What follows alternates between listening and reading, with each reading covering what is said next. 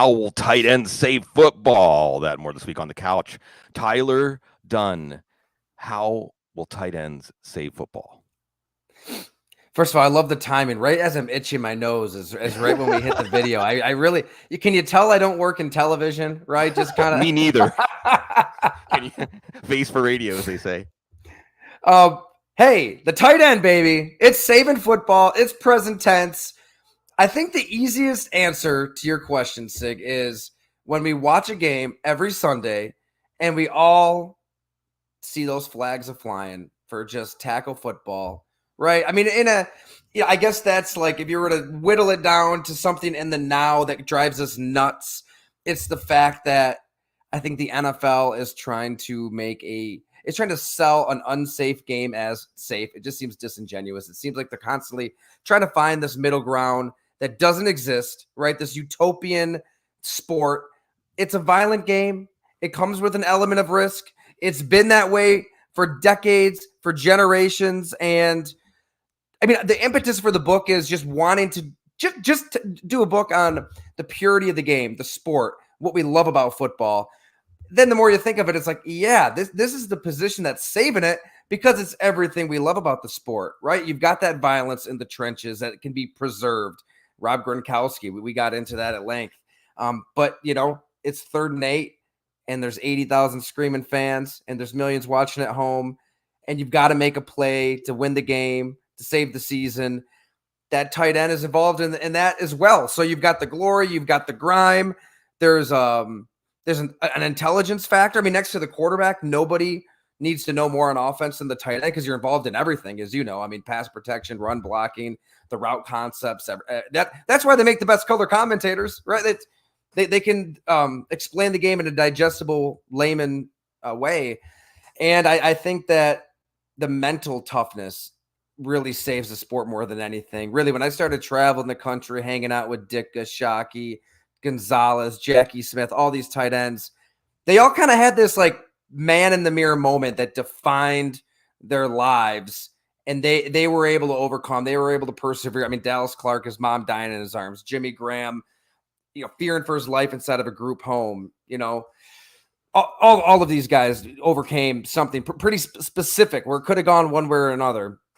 And I think really when it boils down to it, that's the player. That is the sport itself. Yeah, I like it. I like that idea that tight ends represent a confluence of everything you need to be able to play football. Not just athleticism, not just size, not just strength, not just mental toughness, not just unbelievable attention to detail, but something that ties it all together. Like you said, an overcoming a struggle. I think I never remember who it was. I think it might have been Russell Crowe, Tyler, in that run on Monday Night Football. Whenever they had a celebrity in the booth in the third quarter, do you remember that? I think it might have been that time. Yeah, that's right. I think maybe Dennis Miller was part of the booth at that time or something like that. I'm old enough now that my brain invents things, and I'm like, underrated, by the way. I like Dennis Miller on Monday Night Football. Well, yeah, I mean, there's definitely the experimenting can lead us in. Look at the Manning cast, right? But Russell Crowe said something like every NFL player's life could be a motion picture, right? That totally. These stories culminate. It's one of the reasons this is long overdue because I've always been, this, Tyler, I'm a huge fan. By the way, the part of the occasion we're doing this, and this isn't going to be the only time we do this. I got to have you back. The Blood and Guts, How Tight Ends Save Football. Read a book. We all need to read a book these days. Any book about football. Why not? GoLongTD.com. There's a lot of things on the internet that are saying, pay for this now. This is worth it. Tyler Dunne's work is worth it because you have always been at the forefront of humanizing the game. And I think that the book and what it represents in, like you said, what are you leading with? The stories. Hang out with these human beings. Football's just a handshake. And another reason I like the idea of focusing on the tight end is when I think of the joyful warriors. You mentioned Rob Gronkowski, right? George Kittle's another one. Did you get to see that real audio from George Kittle? A couple weeks ago when I got you, and it's fun for him. He's a warrior, but it's fun for him. And I think that the position has given us some of those players. To me, the moment I remember as 6 or 7-year-old being galvanized and just captivated by the spectacle of football. It was Kellen Winslow being carried basically off the field at the end of the greatest game ever. That Miami San Diego playoff game 40 years ago now, 40 plus years ago. It's everything, right? And you mentioned Mike Ditka. I mean, what's more football than Mike Ditka? And so on. Jeremy Shockey down here in New Orleans, one of the fish heads. Run into him at a fish show. And even Jimmy Graham and Tony Gonzalez, this interesting phenomenon where somebody who was a basketball player who barely even knows football, but the football gods choose them and say, yes, you're the new Antonio Gates, you're the new mold. There's so many interesting stories. What was the most fun? What was the most exciting, fun thing that got to happen to you because you made this book? There were so many, Sig. I mean, I think right up there has to be just hanging out with Jeremy Shockey at a bar in Miami Beach. I wanted to be with these tight ends in their element. Mike Ditka at the golf course, Tony Gonzalez. I think he had shortly just moved to Austin, Texas. We met up at the Soho House, this kind of upscale, people who are way better dressed than me. It's very, very Tony Gonzalez. And then Jeremy Shockey. Yeah, if he's going to tell you the story about a bar fight when he was, whatever he was, 17, 18, a senior in high school. And he just, he avoided a beer bottle. It just whizzed over his head. And the dude came up to him and Jeremy just knocked him out with one punch. If you're going to hear that story, it better be at a bar. So that was right up there because I think he's hard to get. I haven't really seen much written or, said or even aired about Jeremy Shockey yet. My childhood, I mean, he was so impactful. I think at the turn of the century, it kind of transcended numbers. You might look at his numbers and think, Jeremy Shockey, he never really was that Hall of Famer that we expected, but my God, I mean, an entire generation of football fans. There's a reason his jersey was number one in sales. He lived like there was no tomorrow. He played like there was no tomorrow. He wore his emotions on his sleeve. He said whatever the hell he wanted to. Mm-hmm. I mean, day one at training camp, he shows up and he's refusing to, recite his signing bonus and doesn't want to give in to pretty elementary rookie hazing, right? So him and Brandon Short just have an all-out fight, right? And then, I mean, they're rolling around in the cafeteria. There's Make-A-Wish kids there. There's media there. I mean, everybody's there, and he doesn't care. I mean, he was a lot like Mike Ditka that way. And you'll see the stories on Ditka of asserting himself as that apex predator, top of the food chain. Like, this is my domain. The stories from him in the 60s are so similar to the stories of Jeremy Shockey and Coral Gables with the Hurricanes when they're bringing the swag back to the U when he's fighting Ed Reed in practice to Brown with Brandon Short. And what's funny is Larry Coker, Jim Fossil, all the coaches who've had Jeremy Shockey loved it. They wanted that. It gave the entire team an attitude. So I think you'll see why Jeremy Shockey's kind of the cover boy of this book. And, when he's just rampaging through the entire league here in Buffalo, New York, where I live, there's a young Rob Gronkowski who just cannot get enough. I mean, he's 12, 13, 14. He's writing a letter to Jeremy Shockey at the Giants facility telling him, you're my hero. And then he basically took everything that Shockey was, and I think as I wrote in the book, shoved it into a cannon, lit the fuse, and is the greatest tight end ever. Yeah. Yeah. He's an archetype, kind of like Ditka. You define players the position by Rob Gronkowski now. So many directions I want to go with this. But I do want to take a step back and say one of the reasons I've always been one of your biggest fans, again, you lead with it on Go Long TD, you're humanizing the game, right? It's a human game. I remember who it was in their Hall of Fame speech said something like, it's a game. It's about relationships. The NFL is about relationships. Life is about relationships. Hopefully everybody listening, a lot of things in your life are about relationships. You trick yourself, or the handshake is some other thing, but it's about human connection. And I remember that it stuck with me when you wrote about Eddie Lacy. And isn't it funny how I end up living down in New Orleans? You wrote about Eddie Lacy, and you gave some time. And always, Tyler, in your work, it was very clear that you understood you were dealing with a human being when you were talking about these players.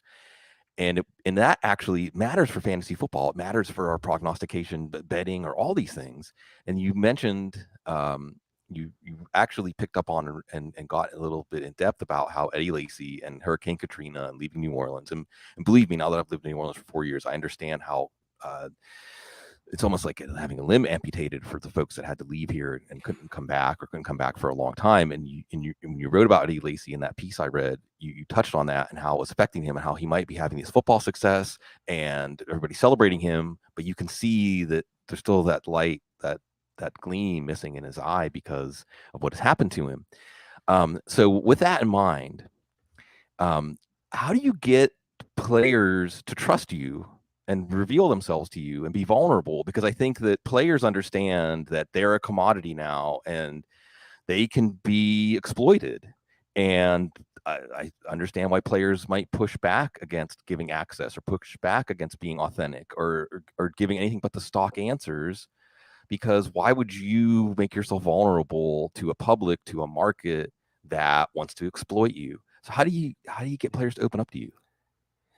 I think it's just being yourself. I know it sounds simplistic, but I've always just tried to have conversations, not interviews, and talk to human beings, not sources.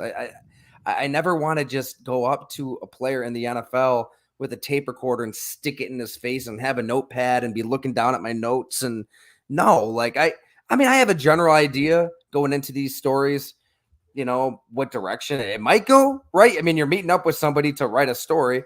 So there's going to be questions to ask. There's going to be topics to hit on, but I want it to be natural and just learn something. And, I mean, I've had so many people in my life just give such incredible advice along the way. Jerry Sullivan here in Buffalo is a columnist I read at a young age, and just excellent. And I'll never forget when I was an intern there in college, and he called this a free education. I mean, if you're just curious and you want to learn, and everybody has a story, why wouldn't you just want to go out there and it just doesn't feel like work, and you're going to learn something you didn't know before. I think all of these guys too. I don't think, hey, I play fantasy football. I've played my entire life. It's fun. And I don't gamble because I'd be terrible. But I think as gambling kind of blows up, as fantasy football just becomes this astronomical business beyond our wildest imaginations, all of this. And beyond that, I think that the game itself is pretty dehumanizing. I think that the way that these guys get treated by the league can feel dehumanized. You got a face mask on. Nobody really sees you. My God, AJ Brown has this awesome touchdown between two guys, and all he does is point at each one, and he gets flagged. The taunting penalty is DJ Moore. Asinine. DJ, and that rule's been around since the 90s too. I mean, that's a ridiculous. I mean, we all remember Brett Favre ripping his helmet off at the Super Bowl. That was awesome. At every turn, it can.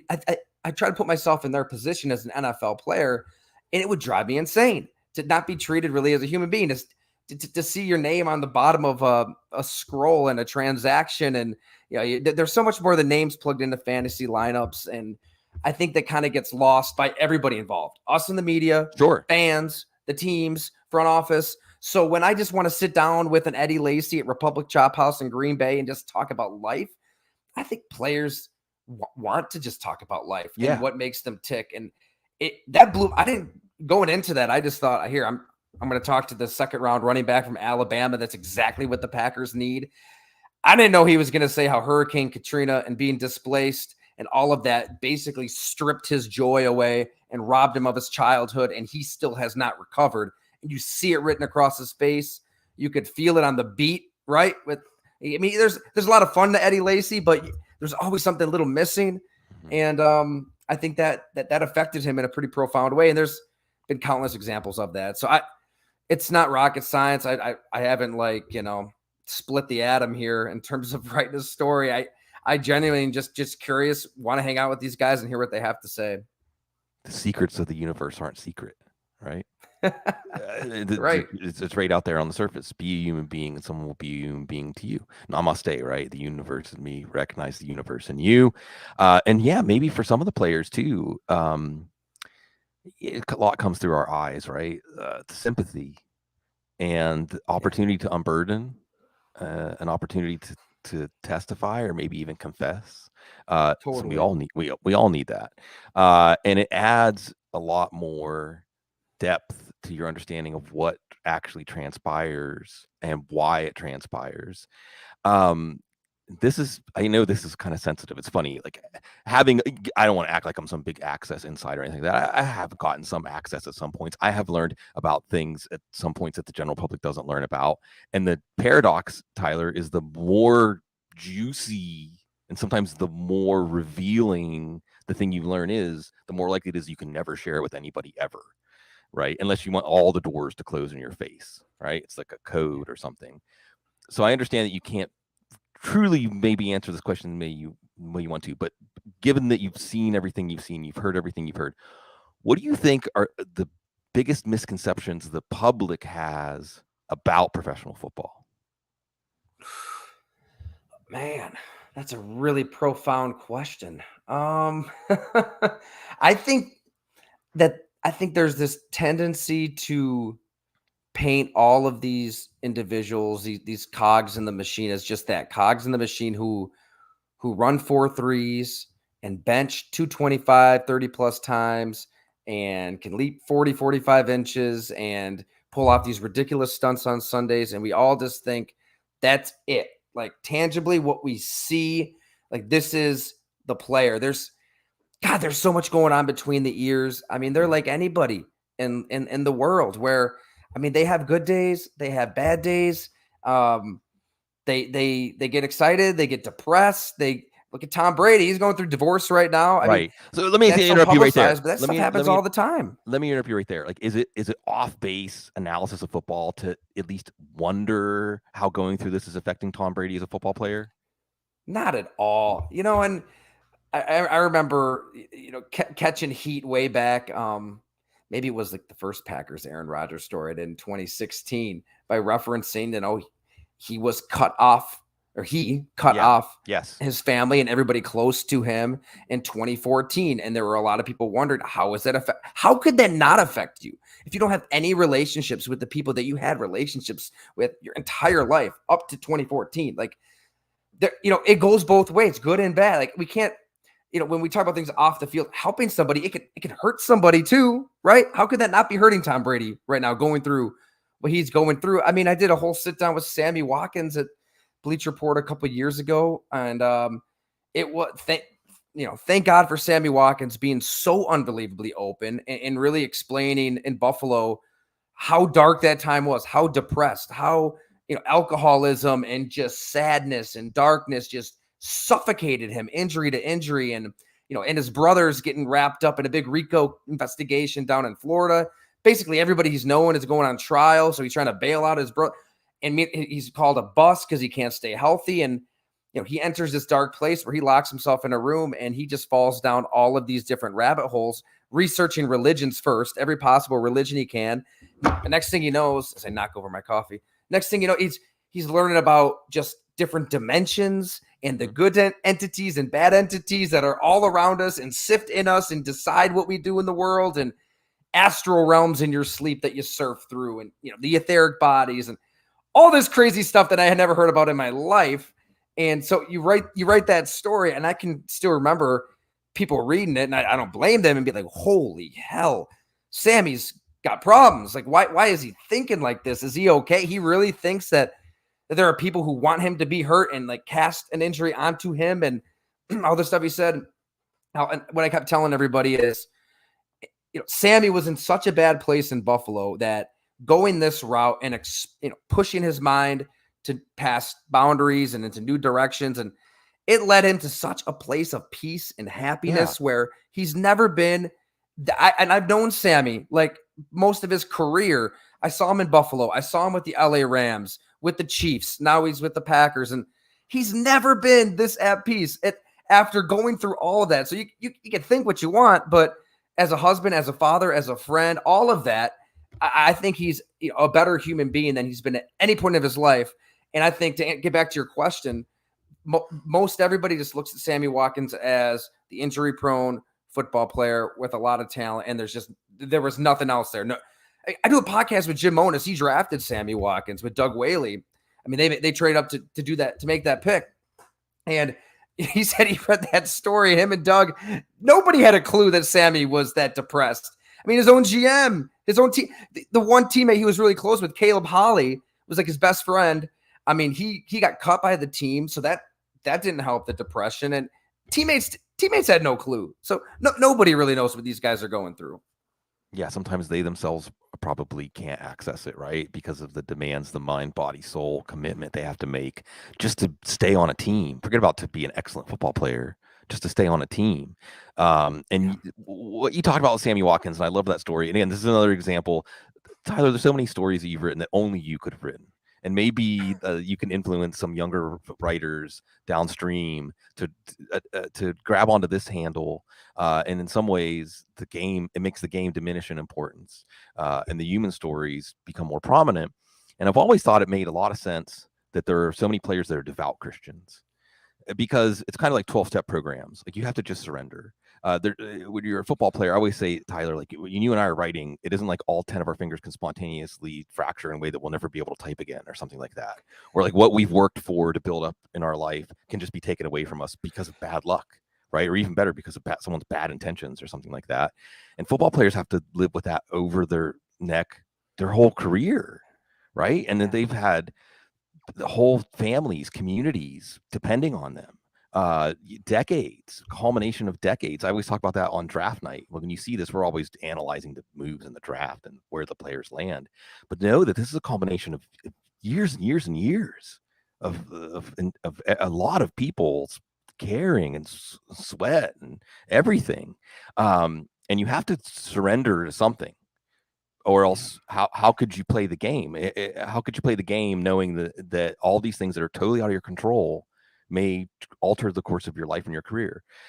So it made sense when I read that Sammy Watkins article, like you mentioned it, something to soothe you and make you be able to handle, hey, and isn't that really just a microcosm? It reminds me of No Country for Old Men, whenever Sugar says, like, you've been putting it up your whole life, you just don't realize it.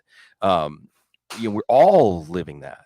We're all, every day it's all on the line for all of us. And in some ways, I think that's why sports is so cathartic, because if there's mortality, there's death, there's 3 zeros, there's you lost, your season's over, but it's not real death. It's not real mortality. So we can get our feelings out about all of these things without it being in a way that is dangerous, or something that puts us in a bad, unhealthy place, even though players are kind of doing that for us, right? That's the thing. I've been watching more baseball, and I just feel sorry for football players the more baseball I watch. And the other thing I want to come back around to what you said about players, there's so much more. We always talk about confidence and how important confidence is. I mean, it can be everything. It can be like, why did one player bust and another player take off? Confidence, or the lack of confidence. Okay, I'll ask you something a little more mundane, but it still has to do with your experiences and access. Because like you told me before the show, you've been playing fantasy football since 2nd grade. So I guess I'll start here. Do you think having the access you've had and being as close to the game as you are, has it made you a better or worse or unchanged fantasy football player?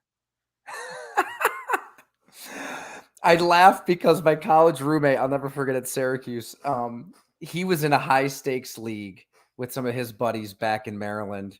And I remember they had an opening. It was one of those like institutional leagues that's lasted forever, and it's unbelievably serious. I've always played, $100 entry fee here and there, but this was, whatever it was, 4 or 5. And like they had an opening, and I was going to join, and it was like World War III. And like my college roommate, he felt terrible. He's like, they don't want you in. They think you're going to have inside knowledge, and that it would be an unfair advantage. And I started howling and laughter. Like, that is such a myth to think that a sports writer, I mean, if you're a good fantasy football owner, you're just reading the same updates that everybody's getting in terms of injuries, who's up, who's down. These teams, they shield so much. And if anything, it probably hurts you, right? I mean, there's been times I've written stories on guys and drafted them thinking, oh, wow, he's got an unbelievable story. And of course, I'm going to draft him, and he's going to be great. And I let my heart get in the way. And I mean, Chase Edmonds was traded to Denver today. I may or may not have drafted him after writing a 3-part series on him at goal. Sure. Well, I read Dan Pompei's piece about Darnell Mooney, and I'm trying to get Darnell Mooney. I'm a softie. Right. I want to believe. I want to believe. I want to be optimistic. I want to believe in these stories. But like you said, or like we talked about, maybe if the light is shined on every player the right way, they all have a story that would pull you in and get them on your side. And there's there's a great danger now that you've mentioned. I'm Syracuse class of '97, so there's a great danger that we could just go down the rabbit hole of like, what dorm did you go to Marshall Street and all these other things. We'll save that. You were around for the '96 team. I mean, I remember watching right. it as a kid. Unbelievable. Yes, and believe me, when Jock Vaughn missed that 3-pointer. I was at Goldstein on South Campus, and ended up at the bottom of a dog pile of a few hundred people, and that was fun. May everybody somehow, if it was possible, everybody could have their team go to the Final Four whenever they're in college. But it was great. It was great to be there when Donovan McNabb was there. That was amazing. So give me at least one example, if you can, of some way that your work helped you as a fantasy football player. Something that stands out. Where you're like, well, because of this, I was able to be one step ahead, or I could see through all the weeds and the static and the smoke and know what was true. What's one of your fantasy football triumphs that you can trace back to your work? It's so funny because I only remember the bad stuff. Okay, well, give me one of the bad ones. Give me one of the worst then. Oh man. Okay. Well, I've gotten to know Matthew Berry a little bit. So there was a couple championship games where I was texting him for like IDP advice. And like, who's going to get more tackles? And he's trying. I don't know why he even texted me back. It just tells you how good of a guy Matthew Berry is. Like, why in the hell would he even text me back when he's like literally on TV and the radio all the time? He's probably running so many of his own teams, and he's texting me back advice. So I think one of those backfired. So I'm just going to blame him instead of myself, instead of being a man and just making my own decision. And God, when did it backfire? Just as while you're thinking, I'll just give you the Jeopardy music and say, I often think that as fantasy analysts, our actual job, other than being like keeping people company, is to be the person you can blame, a fall guy, to be the scapegoat, professional scapegoat. That actually is a service that is needed because fantasy football is still supposed to be fun. So when you give someone to blame for their decisions, don't we all need that in life? Wouldn't it be great if there was someone in life who'd be like, I knew I shouldn't have married her. It's your fault. It was a pretty brutal bad break was in the championship 2 or 3 years ago. I knock on the door. I'm always right there, and I can't close the deal. It's been since 2009, I think. And I just remember, we've got a ringer, Ted Costenis. Got to give him some love. It's all family members except Teddy C's basically adopted family. He's one of us, but it's not blood. So I got to throw some shade at Ted because he's won like 7 or 8 titles. He is probably the best fantasy owner I know in my whole life. He took me down to the championship, and it was like some voodoo. Like, he dropped Matt Breida, and I wanted to stick it to him so bad. I got so competitive that I picked up Matt Breida and started him over CJ Anderson when he had a big game late in the year for the Rams. Yes. Right. So I was high on CJ. I just loved the way he ran in Denver. That's what fantasy really should be. It sounds stupid, but if you just have a gut feeling about how somebody looks to you, just roll with it, because I should have done that.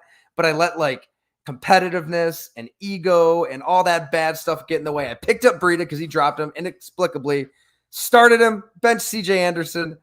Breida he turned his ankle, of course, like a series or two into the game. And I lost by if he would have had 10 yards, I would have won the championship. So. Yeah, that's okay. I convinced people to play Mike Boone in their championship game, and I played him in a few of mine too. So we'll never live it down. But I like the way it is on the couch. So incorporate. I think Anderson had like 150 yards. He blew up that game, obviously. Yeah, he was incredible. Yeah, and then every Rams running back after that was supposed to be really good because of CJ Anderson's end of his career could do that. Then what could Cam Akers do? What could Darrell Henderson do? What could all these? Nothing. Apparently, nothing is the answer. Actually, Ronnie Rivers was the answer. This is. I mean, fantasy football is absurd. It's silly. But at the same time, it keeps us occupied. Just like football. It does. It's crazy how obsessed we get with it. Like the entry fee for our leagues could be $5. Right. And I feel like we'd be just as obsessed. There's something competitive about it. It's like the high school athlete in us all, right? It's like it reemerges, and we just want to kick somebody's ass so bad. So I think that's what makes it special. Yeah, and the funny thing about fantasy football is, I mean, just like the football gods teasing us, 1 week it'll make you feel brilliant, and what's going to happen, why it's going to happen, you can see it coming a mile away, and then the next week I know nothing, I know absolutely nothing. I'm just going to do the stanza. I'm just going to do the opposite of what I think. Exactly. it humbles us, but that's what keeps us coming back. It's truly unsolvable. I like to say, Tyler, one of the things we do as a fantasy analyst is I call us fake fortune tellers. We pretend we can predict the future, but that's okay, because I think that's part of what's so compelling. I think it embraces how truly unpredictable it is, which leads back again to the human element of the game. All right. Well, I've showered you with praise for your humanistic approach to football, to covering football.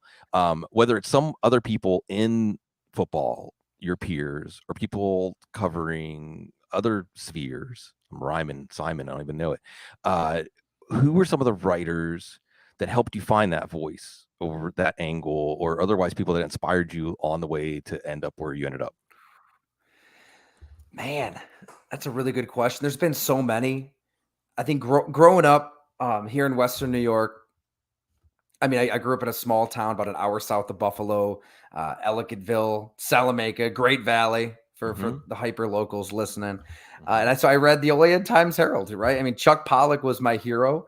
He was the sports editor at the local paper, and everybody at the Buffalo News, from Bucky Gleason, Jerry Sullivan, Mark Gaughan, Alan Wilson, Larry Felser. I was just trying to consume as much as I could on the local teams, and I always knew I wanted to do this. I mean, I think my parents somewhere in some boxes still have some old Packer weeklies stashed away where I would, for $1, I'd put together my own little weekly Packers magazine and a draft preview every year. No, don't go looking back at those mocks. I'm sure they're trash. But so this is, I mean, it starts probably that far back at like you said, second grade, third grade. I've always just wanted to be a sports writer. As I got older, played high school sports. I played a year of college football at St. John Fisher, which is great. I mean, D3 is way tougher than people think. Yeah. And I just said, you know what, I'm going to go all out with the journalism. I try to do a little bit of everything there and transfer to Syracuse. And to get to your question, that's when you kind of start zeroing in on, specific writers. And honestly, it was a lot of people who had come through the Daily Orange, our student paper. I mean, the Pete Thamels of the world. God, I don't want to leave anybody out. Everybody, Chico Harlan, Eli Saslow. I mean, there was so many upperclassmen that we looked up to, and it was like you aspired to be like your DO alum, and we all helped each other. We pushed each other. Connor Orr, who everybody knows, I'm sure. We're really good buddies. We covered all the sports together. Matt Ehalt, Andy McCullough, Matt Gelb, John Clayton, Ethan Ramsey, Zach Berman, obviously an unbelievable Eagles beat writer. Mike Bonner. We were all just there at the same time. Zach Schumbrun, who has an amazing book himself that everybody should read. I think just kind of all being there at once, being hyper competitive, trying to tell the best stories, pushing each other to be better. I mean, I can still remember Andy McCullough sitting down with him and going over stories. I mean, he was a year older than me. He helped me so much at that age. They're almost like each other's professors in a weird way. And I think that definitely got me thinking in that enterprising kind of mindset as much as anything. And like we had at the Daily Orange at the end of the year, we did year in sports stories. And so that was kind of like your capstone where you'd have one, maybe two stories to write, and you had weeks, months to work on it. We put a lot of time into those. So that I can still remember writing on Mike Williams was on the Syracuse football team. And it's been a few years, but if I remember correctly, like Doug Marrone made it seem like he just quit the team. And I had heard that it kind of really wasn't that. He really got kicked off the team, and the backstory was just bizarre. Halloween night, went to Turning Stone. Well, it wasn't drinking or anything, but too late. Doug Marrone has this big team vote. More people wanted him on the team than not. But then he couldn't get a hold of him because his roommate had swine flu and his phone was in his room. It was just bizarre beyond what he was told. What we were told at a press conference. So that story helped me get my first job, and then things kind of took off from there. But today, I mean, I'm really good buddies with Tim Graham. I think he is as good as it gets. TG is an unbelievable person, unbelievable writer. You mentioned Dan Pompei.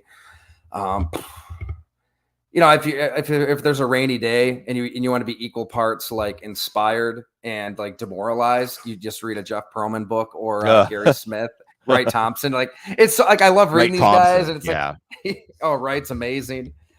Seth Wickersham, I mean, obviously anything he writes is gold. And it's so inspiring because it's just amazing writing. It's like, God, like, how is this so good? How could anybody be this good?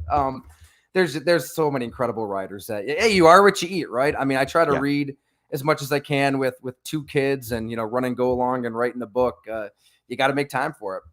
Yeah, you mentioned Wright Thompson. Brian Phillips is another one I think of. I think he wrote that Iditarod story for Grantland, the one that starts out with I'm learning how to fly a plane for the first time because I have to be able to do that because I'm in Alaska, and if something happens to my pilot, I'm going to have to land this. So he lets me go ahead and practice flying, and just immediately pulls you in, and Greg Bishop, great. another one. I mean, his stories are like that too. You're right. Yeah, it's really funny to hear you talk about Syracuse though, because I'm going to be self-indulgent and say, I went to Syracuse as a broadcast journalism major because, well, if you wanted to be a sportscaster, so this is advice to everybody out there if you're adrift, right? Because you mentioned making your little Packers magazine, like go back and think about what you did when you were playing, when you were a kid, and probably it's something in your soul expressing what your destiny is. And I used to like to walk around my house and interview my family members. I had books of statistics I would keep. I wanted to be the play-by-play announcer for the Pirates. That was really what I wanted to do when I was a kid. But you go to Syracuse because that's where all the sportscasters go, even though some of them didn't even finish their degree there. And broadcast journalism, well, let's just say that I it's kind of like when I went to law school. Did I go in the wrong room? I'm sorry. Did I get my instructions wrong? Because I don't feel like I belong here. But when you talk about the Daily Orange, maybe things would have gone a little different. Although what would I have ended up doing? Hosting a show about football and talking about football. So it ended up at the same place anyway. Things have changed a lot. And since I was there, they talked about gatekeepers in Newhouse. They talked about how 6 companies own all the media, which is still pretty much true. But now it's democratized. I mean, your Go Long TD, I think is a wonderful evidence of that. And you can stay true to your voice and you can stay true to yourself. And I don't want to say anything bad about the Newhouse School, but I didn't exactly get that vibe from the broadcast journalism school. So we talk, and again, I don't want to geek out and talk like, what dorm or whatever. It's just so funny because it's just one of those experiences. But of course, you can't really like swing a dead cat in sports media without hitting a Chuck's. I mean, did you go to Chuck's? Right? Of course. Yeah. I King of the Road. Every time I hear King of the Road, it makes my heart rise because it just reminds me of closing time at Chuck's. Jeremy Shockey would have fit in at Chuck's. Jeremy Shockey probably would have had a lot of good times at Chuck's. It was the place to go if you wanted to get into a bar fight. It also meant that you didn't have enough money to get one of those good fake IDs, and you couldn't go to Fagan's or one of the other places when you were 19 years old. You just had to go to Chuck's because you could get in there because 18 and over was allowed in there. So I'll ask you this because you mentioned Buffalo. I'm Pittsburgh. Where does the journey start with you, specifically football, not sports or even your voice and writing, but when you think about where it starts with football, like for me, I can remember Kellen Winslow. I can remember being captivated by that game. What are some of your earliest football memories or otherwise when you felt like, yeah, me and football, this is going to work? Honestly, that's probably the reason I wrote The Blood and Guts too, is just that true, pure love for the sport. I mean, so many people were always wondering, like, if you're going to write a book, what's it going to be about? And there wasn't a player or a team or an era or a theme that really popped. It's just kind of like, I love this sport. I want to find a window into it and then just see where it goes. So that's when I was really thinking, all right, the tight end position, doing a little bit of everything. Let's get into the sport that way. And that's kind of how it took on this cross country odyssey, for the soul of the sport. But to get to the roots of that, it sounds like cliche. I mean, as far back as I can remember, I've just been obsessed with the sport.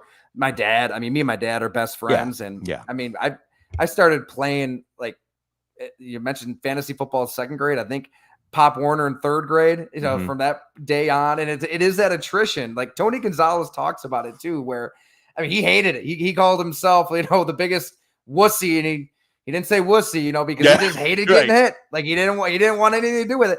Like we all have that moment. Is this for me or not?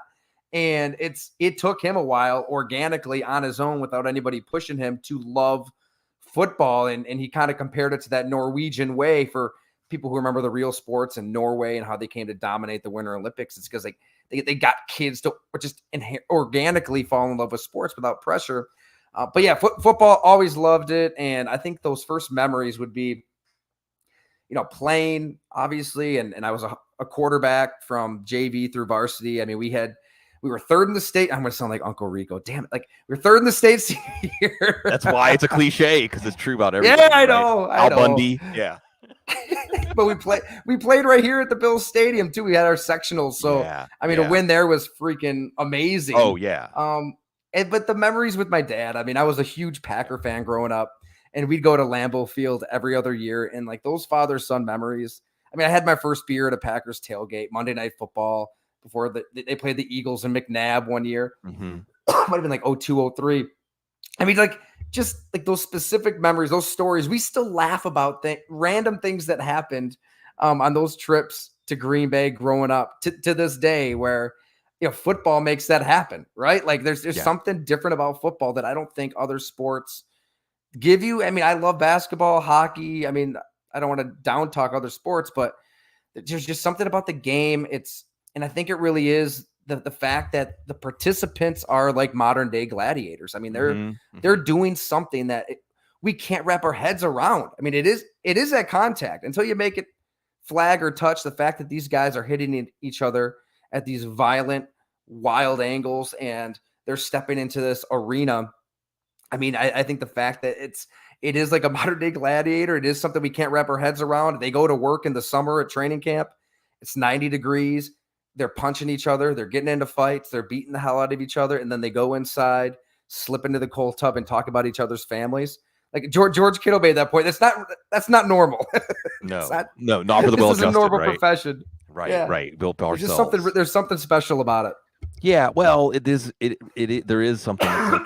I like to say, like, they're putting it all out there on the line, so we don't have to, even though we're doing it too. But it's just so much more salient on our screens. I call it NASCAR with bodies, just the true, no sense of true self-preservation. But I think one of the things you pointed out in there, and fantasy football absolutely falls into this too, is it's a way to connect with people and bond, and a lot of memories. I always say, I can tell that you and I probably have similar opinions about the NFL as an institution and professional football. One of the things about covering professional football, or having your living somehow based on professional football, it is in a very gray area, morally and ethically. Very, very gray. And in some ways glorifying it. What are you contributing to? But one of the main things you're contributing to is human connection. It's almost like love powers it, right? I want to shake my fist at the league sometimes, people like Dan Snyder, that they're capitalizing off the love people have for their fathers or their family members, because that's where the love of the team comes from. It's shared experiences, it's memories, it's things that bring a community together, and that's what powers rooting for the team. Not necessarily even the wins. We were talking before we went on the air about New Orleans and how New Orleans supports the team. And that's one of the things that powers that. And you really see it in its full regalia with football. And it's just impossible it's just so compelling. It's so captivating, but at the same time, it is compelling, captivating because of the sacrifice, because of exactly what the players are putting on the line every single play, even in practice. Teddy Bridgewater's knee like spontaneously combusts on a practice play. It's just amazing. I want to say his life was even in question at that moment when it happened, and to see him back down to Miami doing everything he's doing. They loved him in New Orleans. He rode his bike to the stadium, Tyler. He would ride his bicycle to the stadium in New Orleans. It was making me think like we should have had like a caravan. Everybody would just know his path, like a New Orleans parade route. So you said Green Bay fan. So are they going to get this thing fixed? Whew, man, I think there's time. The NFC is a mess. There's 2, maybe 3 Super Bowl contenders right now, and an extra team mixed to playoffs. They figured something out finally by running the football with Aaron Jones and right. AJ Dillon. Like, lo and behold, you hand the ball to your 2 best players, good things happen. So, I think if they would have just done that the prior 3 games, they probably beat Daniel Jones, Zach Wilson, and Taylor Heineke. Yep. whether that's the game plan or the quarterback and his autonomy at the line of scrimmage, kind of, making that go to the wayside. You're being That's another gentle. debate. You're being very discreet. Yeah, Aaron Rodgers has carte blanche. I mean, that's no secret. When he dragged the team out, to the public square the offseason of 2021 to be punished, I mean, that's what he did for months on end. And you're the head coach, and you beg and you plead and you cry and you just want this guy back, and you make it very known, and he finally does. And then he has that press conference and he tears you to bits again. I mean, what do they do instantly? They bring in his buddy Randall Cobb. Hey, look, I really don't give a damn if he got the shot or not. I don't, but he lied. I mean, he wanted to mislead everybody. The team let him carry on as if he did have the shot when, the Cole Beasleys and the Carson Wentzes and the Kirk Cousins, Lamar Jackson, they had to follow. So there's just so many examples of, at the line of scrimmage, the ability to change plays, a seat at the table, and making personnel decisions. He has a lot of power, a lot of control. And once that cat's out of the bag, Matt LaFleur is not going to just stand at a podium and say the quarterback needs to play better. He's not. A little late for that. It's a little, Rodgers runs the show. Yeah. And that's great when he's an MVP, but when he's an ordinary quarterback, he's just, okay. And then your defense isn't nearly as good as you thought it would be with all those first round picks. You're not running the ball as much. The line has issues. You're 3-5. So where do they go from here? I mean, you probably remember, Sig, you read. I mean, I was banging the drum. Trade Aaron Rodgers at his peak. The last 2 off seasons. Take your 4 first rounders, your Jerry Judys, your Patrick Surtains, like whatever you want, you could have written on a napkin and received. Seattle's looking pretty right now. Can you imagine how Green Bay would be set up for the future? Instead, $150 million guaranteed to the quarterback who's physically, athletically declining a bit, not considerably, but it's doing that Drew Brees downward slope, and you can't slow that down. Like, it doesn't go the other direction. I think it's going to get worse before it gets better, honestly. I guess, you can talk yourself into this team getting into the playoffs and maybe getting hot, but they've got some problems, and I think philosophically it was a colossal missed opportunity to not trade him the last 2 off seasons. Yeah, the window's closed. The question is where is that? Okay, there was actually we were doing this at the trade deadline. There was a few trade deadline, so we'll just finish up with a lightning round where I'll just get your reaction because you're in the ocean of football like us. So I'm sure this stuff is really fascinating to you, and it has fantasy football implications. Maybe not this year in case of a few of these trades, but I just want to get your knee jerk reaction, like 50 words or less kind of knee jerk reaction. All right, Nyheim Hines to the Bills. They finally get their type. They've been after this type of running back like for months. They wanted Chase Edmonds, like even wait to bring it full circle. I mean, he was ready to sign with the Bills and didn't like the taxes here in New York State, so he went to Florida and he gets shipped off. And they draft James Cook. I don't know. I think James Cook is going to be really, really good. I guess they're just a little antsy and they want to take advantage of this window. So I like it. I mean, it's tinkering. They don't have any needs. Chase Claypool to the Bears. I kind of love this. I like Chase Claypool a lot more than most. I know he comes with, the first down signals and a tweet here and some overconfidence there. Hey, I want that in my wide receiver. Players built like him are rare, and the Bears desperately need something on offense to build around. He's young enough to be, I think, a real building block for that team, even at that price. Yeah, I think that more than anything, you're sending a message to your quarterback. We're going to build around you now. I felt like it was a signal of an inflection point in their rebuilding process. We're done tearing down. Now we're building. And let's start let's get some positive momentum going here. Just like they did last week. This one is a classic fantasy football trade. Calvin Ridley to the Jags. Brought to you by DraftKings. I just can't get over. I just can't get over that suspension. I mean, the NFL is just swimming in the sewage with all of these gambling companies, and yet is punishing people who have the same. It's beyond stupid. I feel bad for him. The last time we saw him, he was, an incredible talent that was ascending. I tend to love everything the Jaguars do every year, and then I'm very disappointed. So take it for what it's worth. But I think the Jaguars. Yeah, well, Good acquisition here. it's exactly what they needed. It really was. It was exactly what they needed, an X receiver, a downfield threat, and we'll see what happens next year. But again, folks, the Blood and Guts, How Tight Ends Save Football. Go longtd.com to get all kinds of great stuff all year.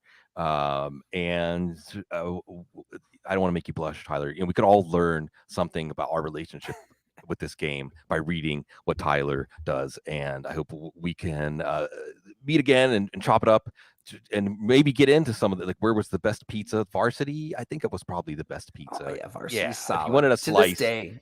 Yeah, yes. If you want to, I kind of want a Varsity slice right now. Unfortunately, it's a little ways, but it's always just a short time till the next show from Footballguys, the Audible, and we're loving it. All the juices are flowing. Trade deadline, brain cells are popping, and games just around the corner. Folks, it's always the best to spend this journey with you. Thank you for trusting us. It's a privilege to serve because you're so classy.